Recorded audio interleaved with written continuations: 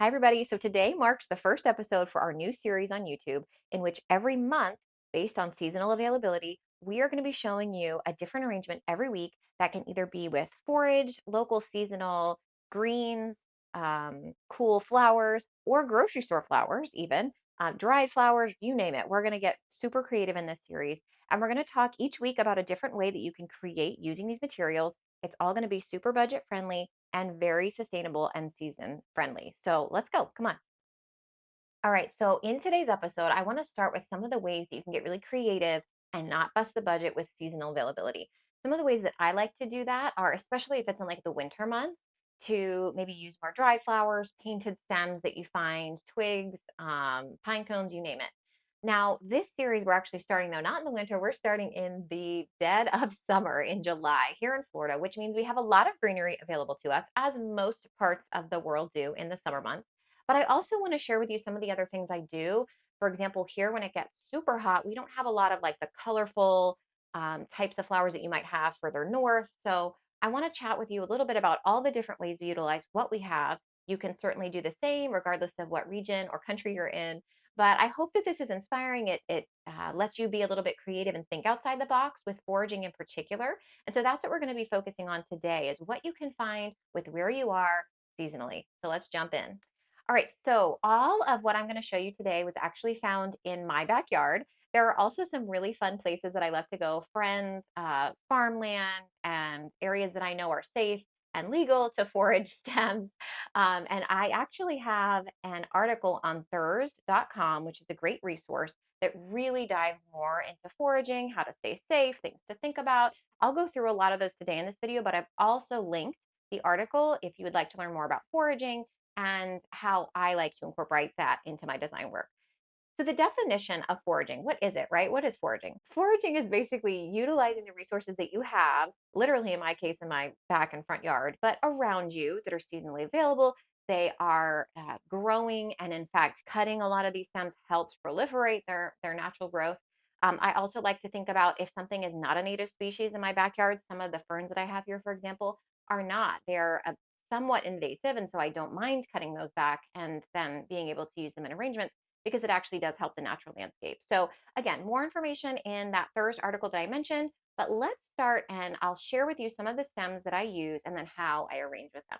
Okay, so like I said, we're in Florida. It's the heat of the summer, so we have a lot of these really beautiful tropical type plants, monstera. We have, like I said, a lot of fern. In this arrangement, I've actually also incorporated some stems that I just love this time of year. These right here, you'll see I have them here and in this arrangement are called beautyberry. And I'll get a little close up here. They have these really cool seeds on them. Those seeds, as it gets later in the summer into August, will actually turn into a really pretty purple color, a super dark, almost plum color. And I love arranging with these. They are so cool. Often I'll even take off these leaves. You can see sometimes they can even look a little bit welty. So I'll actually cut around the berries so that all you see are these really cool clumps of berries. I have done entire arrangements with this. I think it's so cool. It's so different. And so all that to say, if you see something that you think would be fun to design with, my biggest tip, the number one tip that I have with foraging is that you really make sure that you experiment with it. So I know a lot of what works and what doesn't for arrangements in my own backyard because I use these things all the time. I've experimented with what works, what doesn't. There are even certain types of ferns that I use that wilt versus others that don't.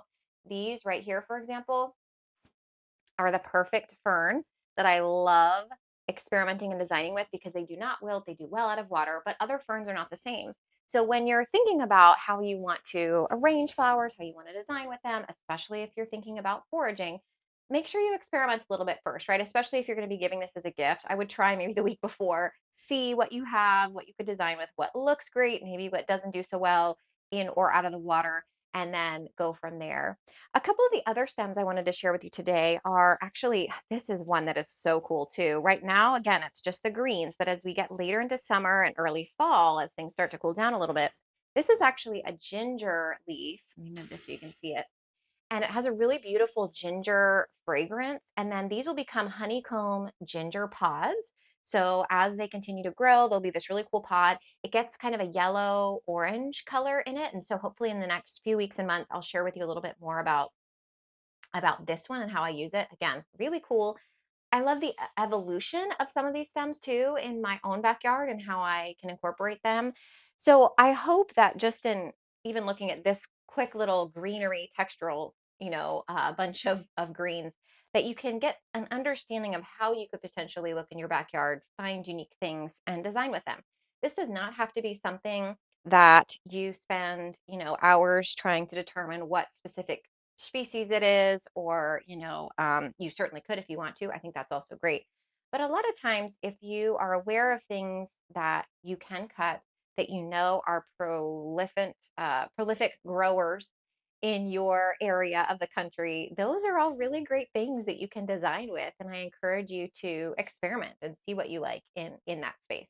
All right, so let's go on to a couple of more of the colorful stems I have. And these are some fun ones. So I picked all of these this morning. I have some crepe myrtle, just a little bit of color on these. Like I said, this time of year, we don't have a lot of color. I actually was able to find one beautiful hibiscus. I have some really pretty, just a bunch of variety of different colorful kind of wildflowers here. And then these are a really pretty pod that I cut off. I'll show you what they look like and how I cut them off. So again, just thinking about kind of creative ways that you can reuse stems. So I just cut a few of these that were going to go to seed. And what I did was I kind of cut around the actual pod itself, the dried pod. And certainly I'll collect, I mean, again, right, we want to be responsible with the environment. I would collect other pods of this. This is all in my own backyard, to reseed. But for the sake of just using a few for an arrangement, cut around. It makes a bit of a mess, but and then I cut off the stems on the bottom, right? And you can even, it might be easier just to pick them. And then you have this really cool, my shirt is making it hard to see, but you have this really cool pod. And so again, I cut off the petals around here, and I'm cutting off just any stems that are outstanding. And then you have a really cool stem that you can use to design with. So this is a really fun option. I have some more beauty berry in here, some different colorful items. So let's go ahead and start designing with these because I just think they're really fun and we could make some really cool things. Let's get going. All right, so I have this really cool vintage dish that I found at a thrift store. I'm going to have another video on that, which I think you'll be pleased with, in how I use upcycled, thrifted vessels, because I'm a really big fan of that. So I have this pin frog base here, and the way that I put that in any type of vessel, like you can get really creative, with how you use these, but you have a little pin frog. You can get these at any type of supplier. I'll link this too in the video, just where I get these. You can even get them on Amazon. And you put a little bit of floral like putty that's waterproof on the back.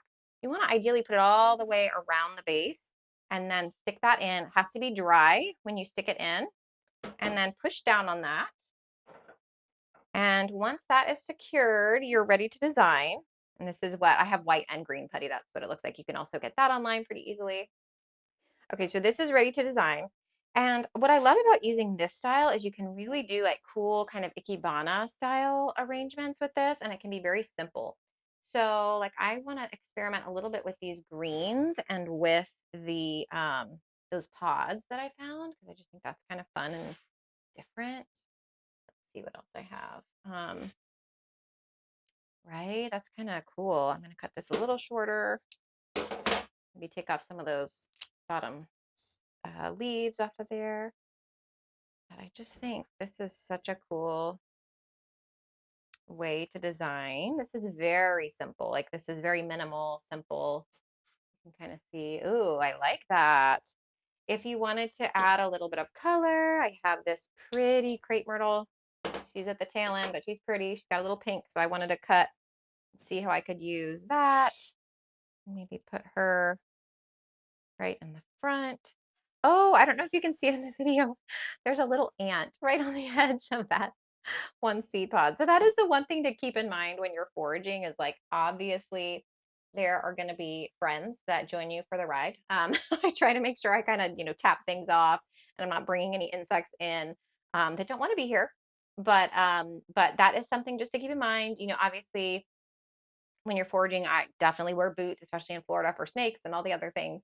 wear boots, protection, right? Long, jeans or pants to kind of protect your legs, gloves, proper shears. I don't ever go out foraging alone. That's one other thing. I like to have somebody with me because especially if you're like going out into the countryside or something, make sure it's legal to do that and that it's not like private property you're not allowed to be on. But all those things, just especially, you want to keep safety in mind. So, hot tip on that, you may bring some bug friends home, and that's okay too, but maybe safely put them in your backyard if you're not already there, that kind of thing. So, okay, I kind of want to just put like one, just looking at the angles here, like one more maybe here.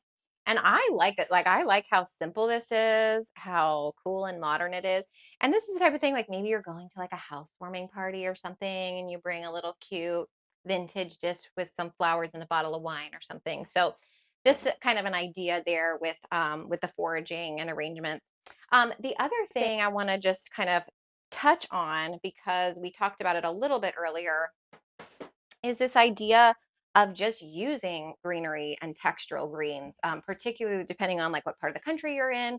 Something like this, I think, is just really stunning all on its own, and it does not have to be, um, any color other than the greens, like this beautiful monstera with the beautyberry and the ginger. Like, it's super fragrant, and that's something that you could whip up super quickly. Costs, I mean, basically almost $0. I'll do another video on this. I got this is paper, like a wallpaper from Dollar Tree that's adhesive and you can stick it on and off of things. And then this vase is also from Dollar Tree. So this was like $2.50 total. And then forage green. Like, this is, I think, like such a gorgeous gift. Again, just to bring for a holiday or birthday or something. So anybody would be so thrilled, I think, to have that. The other piece that I wanted to chat a little bit about, just with foraging and thinking sustainably, is that often I will have sometimes leftover stems, or I will, for example, have some maybe dried bits from past events or past foraging. These are some of my favorites. It's yarrow and dried lavender. And so these are the type of things here. I actually have a whole thing of baby's breath. These are the type of things that you can dye in sustainable ways if you would like to. Obviously put some dye in the water for some of those, and they can soak it up and get colorful. You certainly don't have to dye them. You could hand paint them. Like, there are a lot of ways to get super creative with stems, like I said, even if it's not, the heat of the summer and you don't have a lot of options. So more on that in the winter months. I'm so excited to share more. But for these very green, lush summer months, we're starting out with some really cool flower options. Even when it is super hot, for example, in our case, then our flower production is really limited as far as colors and that kind of thing. In other parts of the country, I'm sure you are like inundated with beautiful, colorful flowers, and there's so much you can do with it. So stay tuned, because in future videos, I'm actually going to be talking about, like I said, not only the vintage vessels, how you can thrift and find really beautiful, super chic options for gift giving. But I'm also going to talk about really budget friendly, under $5 ways that you can create really beautiful gifts and incorporate flowers into them. So more to come. Let me know in the comments what you think, what more you'd like to see for the month of July. We have one more month to go, or excuse me, one more week to go in this month series. And every week, like I said, we're going to be doing a new video on how to incorporate things seasonally into your life using flowers, greens, and foraging for fun. So join me next time in the studio next week, and I can't wait to see you then. Thanks for watching.